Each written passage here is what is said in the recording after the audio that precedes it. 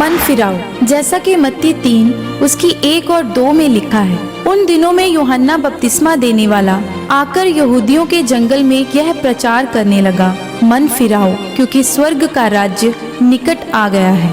मेरे प्रियो, हमारा इस दुनिया में आने का मकसद परमेश्वर को खुश करना है, परमेश्वर के बताए रास्तों पर चलना और उस मकसद, उस योजना को पूरा करना है जो परमेश्वर ने हमारे लिए रखी है। लेकिन ये तब ही हो सकता है जब हम अपने पापों से मन फिराएंगे और परमेश्वर के वचन के अनुसार चलेंगे।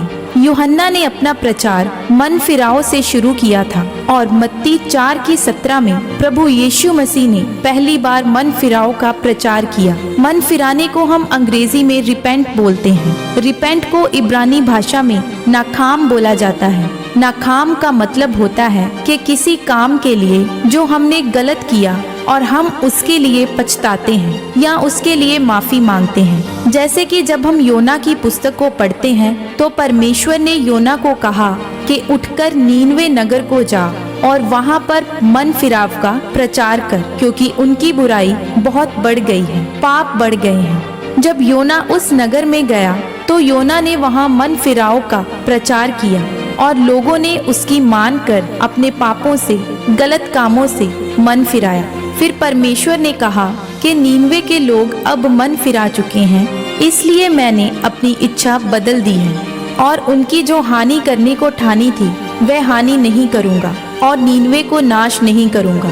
सचमुच जब आप अपने पापों से मन फिराते हैं तो परमेश्वर आपके लिए अपनी इच्छा को बदल देता है। जब हम दूसरा राजाओं 24:18 से 20 में राजा सिदकिय्याह के बारे में पढ़ते हैं कि जब सिदकिय्याह राज्य करने लगा तब वह 21 वर्ष का था और उसने 11 साल तक राज्य किया और इसने वही किया जो यहोवा की दृष्टि में बुरा था और उसने अपने पापों से, गलत कामों से मन नहीं फिराया। बाइबल बताती है कि सिदकिय्याह राजा के पास यहोवा के कुछ नबी रहते थे जो राजा को सिर्फ अच्छे संदेश ही देते थे कि सब कुछ ठीक हो जाएगा, चमत्कार होंगे, तुम आशीष पाओगे। पर राजा को उन्होंने मन फिराव का संदेश कभी नहीं दिया। जब राजा को मन फिराव का संदेश नहीं मिला तो राजा ने जब बेबीलोन के राजा से बलवा किया तो बेबीलोन के राजा ने नगर को घेर लिया। जब नगर को घेरा गया तो नगर में बाहर से सारी खाने पीने की चीजें आनी बंद हो गई, महंगाई बढ़ने लगी और लोग भागने लगे। तब राजा भी भागा, लेकिन दुश्मनों ने राजा सिदकिय्याह का पीछा करके उसको पकड़ लिया और वह बेबीलोन के राजा के अधीन हो गया। उसके बेटों को भी मार दिया गया। इसका कारण यही था कि उसने मन नहीं फिराया। अगर वह मन फिरा लेता तो वह लंबा राज्य करता।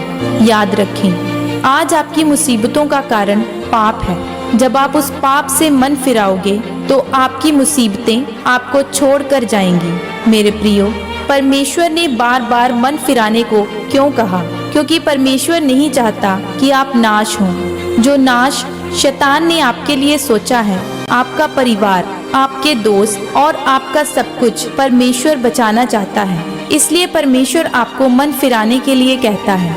इसलिए जब एक विश्वासी बिगड़ता है, परमेश्वर उसे सजा देता है।